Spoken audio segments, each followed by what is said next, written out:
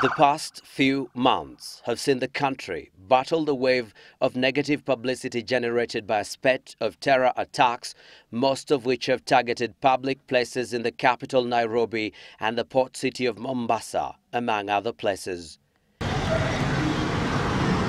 The coastal seaside town is the heart of Kenya's tourism sector, and the terror attacks there triggered a chain of travel advisories by largely Western nations asking their citizens to stay away from Mombasa and Kenya in general. Then came the evacuation of hundreds of British tourists from Mombasa in mid-May by tour operators who said they were acting on the strength of travel advisories by the British government, an act that perplexed many of the affected tourists. It's a beautiful country, great people. Just a shame we have to go. The Kenyan government has often expressed its displeasure with all these measures it felt did not reflect the situation on the ground, with President Uhuru Kenyatta cautioning Western nations that such advisories were counterproductive. Lakini sasa sisi tukipigwa ni shauri yetu, hawa wahame. Mimi nasema ya kwamba Kenya hii hakuna pahali sisi tunaenda. Waende, watalii wetu watakuwa hapa tu, tutasaidiana hapa, watu watembee.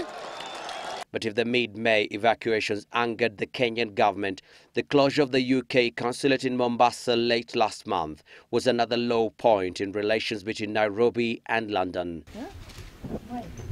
Foreign Affairs Cabinet Secretary Amina Mohamed has, however, downplayed the development, saying such closures also affected many other consulates worldwide. The Mombasa Consulate is not going to be the only and the first consulate in the world to be closed. I have a list of embassies and consulates that have been closed. I mean, in 2013, last year. And the list reads like, from Madagascar, Madagascar, right? How dangerous is Madagascar? To Djibouti, to Doha, right? So we're not going to be the first ones and we're not going to be the last ones. The Cabinet Secretary remains upbeat the recent measures to restore and boost security in the country are yielding dividends. Kenya, she says, is now ready to host over 100 ministers after it was picked to host the 98th session of the African, Caribbean and Pacific Council of Ministers meeting, which will run from the 16th to the 18th of June. We expect 500 delegates in total. So about 100 ministers from the ACP and EU countries and about 500 delegates total. By yesterday, the 12th of June, over 250 delegates have confirmed.